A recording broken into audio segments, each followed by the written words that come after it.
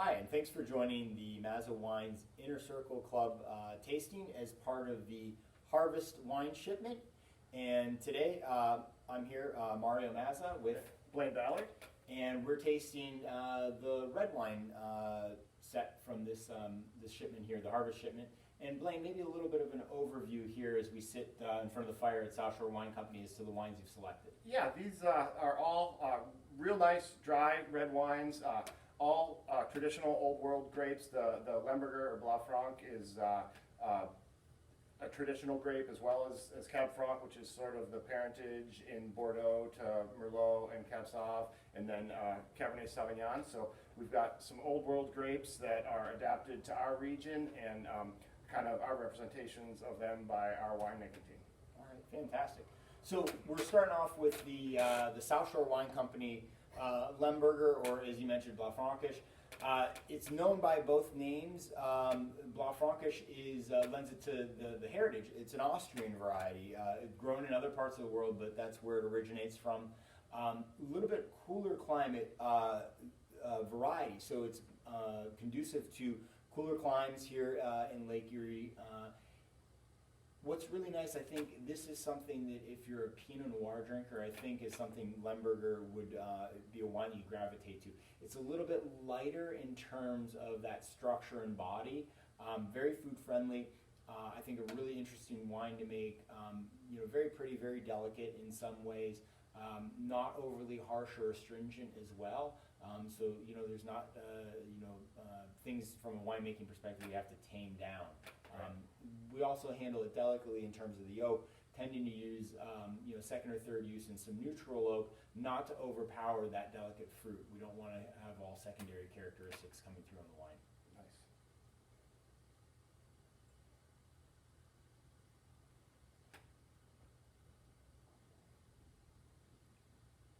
Yeah, the nose on that is remarkable. I really like that almost blue fruit on there, and the oak is not overpowering, and then you do get that little bit of acidity to clean it out. Yeah, it still finishes with that. So,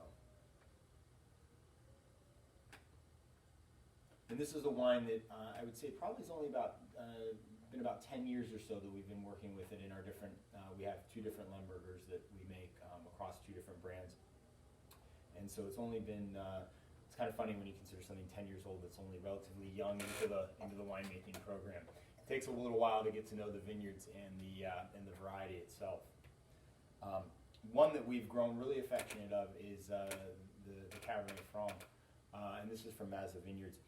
This wine, every year as of late, and it continues to be for the future lots as we taste 19 in barrel and 20 that we just finished fermenting and pressing and moving to barrel recently here.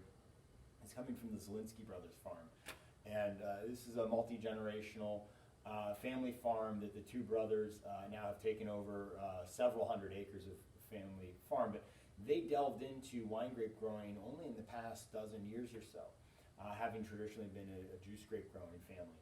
And they've done amazing things. They grow some phenomenal grapes for us from a winemaking perspective, including this Cab Franc. This is not the only one.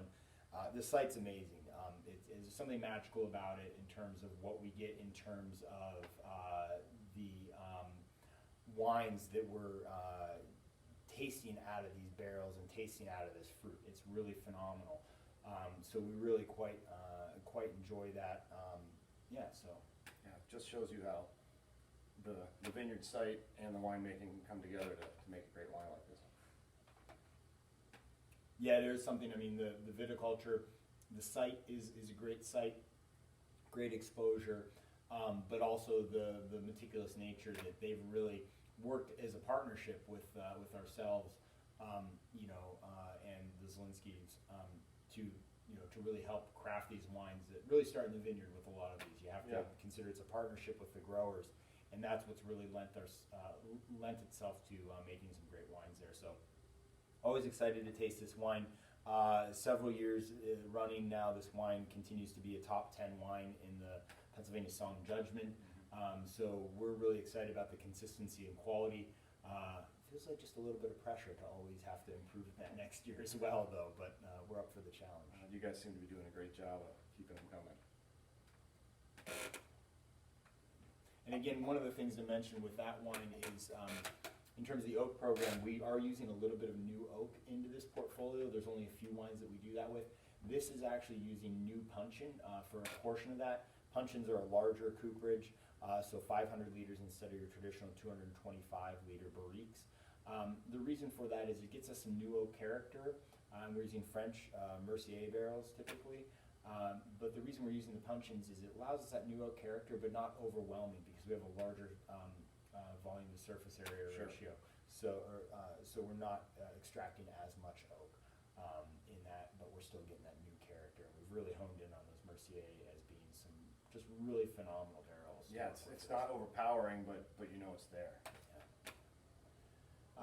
And Blaine, you mentioned kind of leads into, in terms of historically Bordeaux and France, the parentage Cabernet Franc being the parentage to Cabernet Sauvignon, probably one of the best known red wine grapes in the world, I have a feeling.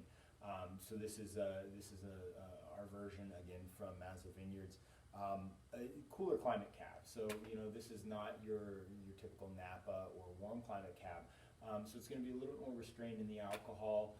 Again, balancing some lighter fruit characters, and again in that we're also restraining the oak a little bit, so we're not over oaking this wine because it's not necessarily that big bold style. Right. But I think it also makes it a more fruit friendly wine. Mm-hmm.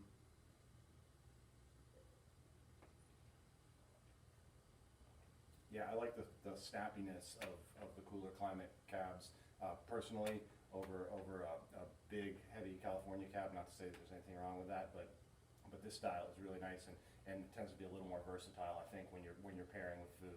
Pairing with food or having a second or third glass. It's right. Some of those wines are big and delicious, but at 15 or 16% alcohol, yeah. I like the second glass and then the nap usually right afterwards. So. Excellent. So some great wines for enjoying during this holiday season, of course, with family and loved ones. Blaine, thanks for selecting these, and thanks everybody for joining us for another installment here with the Inner Circle Subscription Club. Cheers.